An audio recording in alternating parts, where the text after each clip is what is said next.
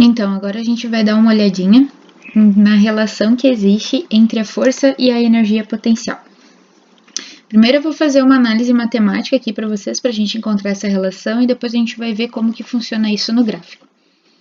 Bom, vamos resgatar aquela relação básica, né, da energia potencial ser igual ao trabalho. Deixa eu só trocar a ordem aqui para ficar um pouquinho melhor. Então, a gente tem trabalho igual a menos variação de energia potencial. E, ao mesmo tempo, a gente sabe que o trabalho é realizado por uma força, e aí aqui nós vamos pegar uma força unidimensional, que tem uma variação no deslocamento grande o suficiente para a gente colocar um delta.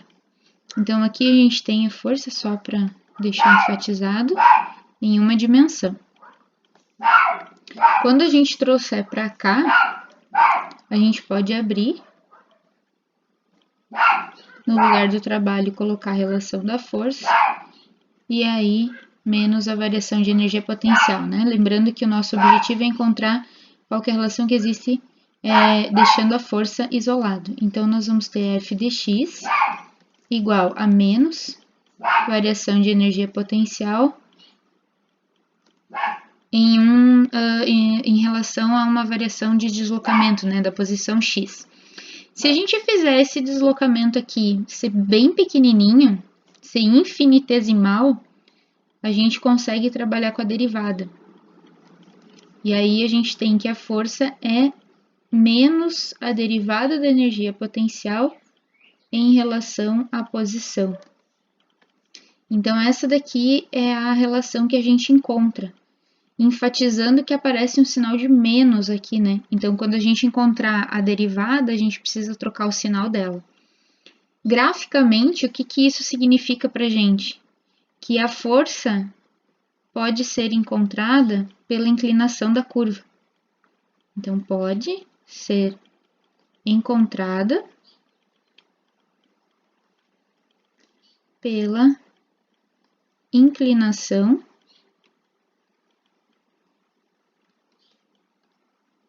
na curva de U. Eu vou colocar um X, esse X em roxo é versus, tá? A posição X. Não vai ficar 2x ali, fica estranho. Mas é uma função de U de X, né? Então, a gente tem basicamente isso aqui, ó, U de X. E aí, eu trouxe um exemplo com gráficos daqui do livro, que eu vou colocar ele aqui para vocês, para a gente dar uma analisada. Então, olha só, vamos só dar uma diminuída no tamanho, para que eu consiga deixar a inclinação ali para vocês visualizarem, né? Então, visualizem, ó, eu tenho que fazer no gráfico de cima, procurar as inclinações, as derivadas, trocar o sinal dessa inclinação, e aí plotar o gráfico de baixo, que é a da função. Eu vou pegar alguns pontos chaves, só para a gente ver como os dois gráficos se relacionam. Por exemplo, a gente tem um ponto de máximo à esquerda de x1.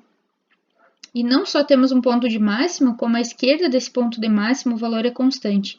A gente sabe já que pontos de máximo e de mínimo, quando a gente faz a derivada, o valor que a gente encontra é zero, né? Então, vejam bem que ali naquele ponto, a correspondência dele no gráfico de baixo é zero à esquerda. Aí, no x2, a gente tem um ponto de mínimo, a derivada é zero, percebam ali embaixo no gráfico 2. No x3, nós temos um ponto de máximo, a derivada também é zero. Em x4, nós temos um ponto de mínimo, a derivada também é zero. Em x5, nós temos um ponto de máximo e a direita dele é constante. Então, no x5, nós temos um zero e a direita é zero também. O que vai acontecer aqui, né? A gente vai poder trabalhar além dessas derivadas aqui, e percebam que ele vai mudando a inclinação, né? Então, por exemplo, aqui em x1 nós temos uma descida, e quando a gente vai olhar ali no x1, a gente tem uma subida, por causa daquele sinal de menos ali de cima. Então, troca a inclinação, né? É isso que está acontecendo aqui nesse gráfico. A gente consegue fazer também duas análises que são super, super importantes para nós. Então, saibam fazer isso porque é importante. A primeira é identificar pontos de retorno. É a primeira coisa que a gente precisa saber fazer. Pontos de retorno. Então, se eu largar a minha partícula num lugar que tem essa característica aqui de energia potencial de acordo com a posição, o que vai acontecer com essa partícula, né? Em algum momento ela vai retornar ou ela vai poder se deslocar livremente. Então, quem vai dizer isso pra gente é a energia mecânica. Ela é o valor máximo que a gente vai poder atingir quando eu estou falando de um sistema isolado e sem forças dissipativas, né? A gente viu que a energia ela se conserva, a energia mecânica se conserva. Então, ela é o valor máximo, ela não pode ter um valor menor que aquele ali. E ela é o que vai determinar os pontos de retorno. Mas como assim, se a energia mecânica é igual em todos os pontos, como que ela vai determinar? É que não é exatamente ela, gente, mas é quando a energia potencial assume o mesmo valor que ela. Já que ela é o teto, né? Ela me diz qual que é o valor máximo de energia potencial e de energia cinética que eu posso ter no meu sistema. E aí, valores máximos de energia. Então, é isso que a gente precisa lembrar. Aqui, quando a gente fala em ponto de retorno, é bom a gente dar uma lembrada lá da cinemática, que retornar é a mesma coisa que mudar o sentido. E mudar sentido nos dá uma velocidade instantânea igual a zero. Se a nossa velocidade instantânea é zero, significa que nesse ponto de retorno a energia cinética é zero. Por isso que eu digo, então se no ponto de retorno nós temos um valor de energia cinética igual a zero, quanto que vai valer a energia potencial neste ponto? Vai valer o mesmo valor da energia mecânica. Toda a energia mecânica daquele sistema será a energia potencial.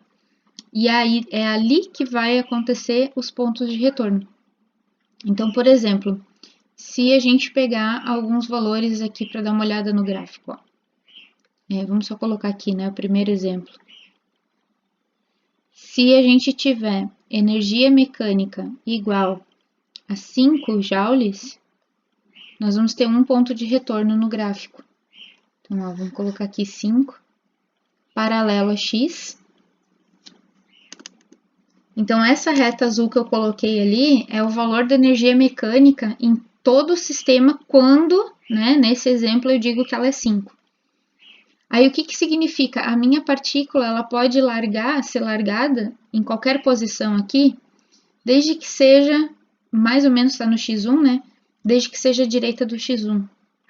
Nesse ponto aqui, em que tem cruzamento do gráfico da energia potencial, que é a linha vermelha, com a energia mecânica, que é a azul, a gente tem ponto de retorno.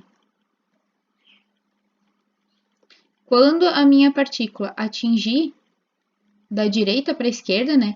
Ela vindo nesse sentido aqui.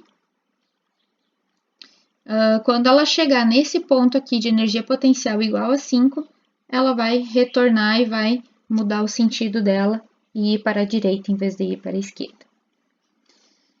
E aí, junto com isso, a gente consegue também determinar pontos de equilíbrio.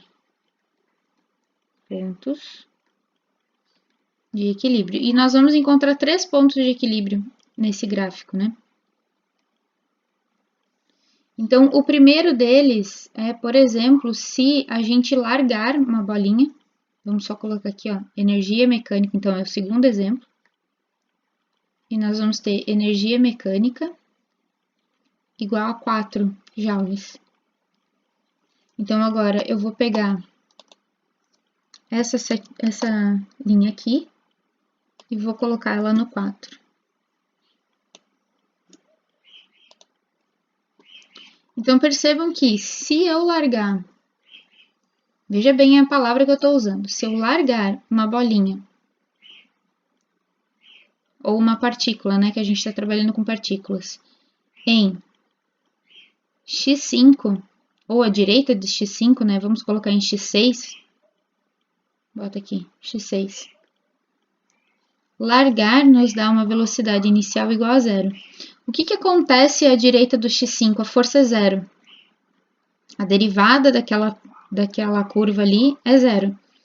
E aí a gente sabe já pela primeira lei de Newton que eu estou trabalhando com equilíbrio, né? Quando as forças são zero, eu estou trabalhando com a primeira lei. E se a velocidade inicial é zero, ele fica em repouso, ele permanece em repouso. Isso acontece, como diz o livro, quando eu coloco uma bolinha em cima de uma mesa e ela fica lá parada. Esse tipo de equilíbrio aqui recebe o nome de equilíbrio estável.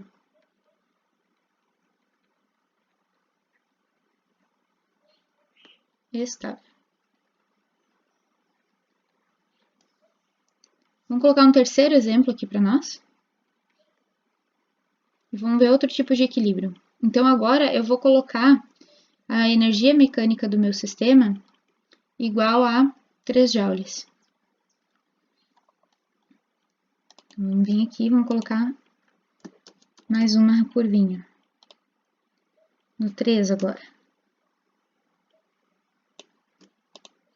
E aí eu vou largar a minha bolinha, minha partícula, em x3. Exatamente nesse ponto aqui, ó. Quando a gente larga ela em x3, novamente a gente tem velocidade inicial igual a zero. É um ponto de máximo. Logo, eu já sei que a força é zero, que a derivada de um ponto de máximo é zero. Então, eu estou na primeira lei e eu estou em repouso. Só que o que acontece nesse x3? Ela está num ponto de máximo. E qualquer força, qualquer deslocamento que a gente der para a direita ou para a esquerda, vai tirar essa minha bolinha, essa minha partícula do equilíbrio. Então, qualquer coisa que seja feita com essa bolinha aí, um soprãozinho que seja, ela se desvia ou para a esquerda ou para a direita. E aí a gente tem um equilíbrio instável. É quase como tentar fazer um castelo de cartas, né? Qualquer coisinha que bater ali, desmorona tudo. É um equilíbrio instável. E o último equilíbrio que a gente tem, vamos colocar ele com uma força, onde a força é zero também. Só que a gente tem mais 2 pontos, né? Eu vou escolher mais um porque os dois são iguais. Então, a gente vai colocar um quarto exemplo aqui, em que a energia mecânica, quarto exemplo, a energia mecânica do meu sistema vai ser igual a 1 joule. E aí, eu vou largar a minha partícula em um ponto de mínimo, onde encosta ali, ó, em x4. Então, é nesse ponto aqui que eu tô colocando. E aí, novamente, a gente tem, né? Se eu tô largando, a velocidade é zero. Se é um ponto de mínimo, a gente vai ter que a derivada daquele ponto vai ser zero, então a força que está agindo sobre aquela partícula é zero, e ela está em repouso. E aí, o que acontece se a gente fizer uma perturbação ou para a esquerda ou para a direita? Vai surgir uma força restauradora, que vai fazer ela voltar para a posição x4.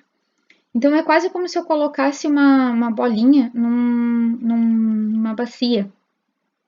A gente pode até dar um peteleco nela, ela vai rodar para um lado e para o outro, mas ela vai voltar para o fundo da bacia. Isso é o que a gente chama de equilíbrio estável. Equilíbrio estável. Então, veja bem, se a gente tiver a nossa partícula em repouso ou em MRU, também serve, só que nesse caso aqui vamos falar de equilíbrios estáticos, né? Quando a gente está no equilíbrio estático, ou seja, quando ele está em repouso, e eu tenho ele numa reta, ou seja, a energia potencial é constante, ele vai estar no equilíbrio estável. Quando ele estiver num ponto de máximo, eu vou ter um equilíbrio instável. Quando ele estiver em um ponto de mínimo, eu vou ter equilíbrio estável, ok?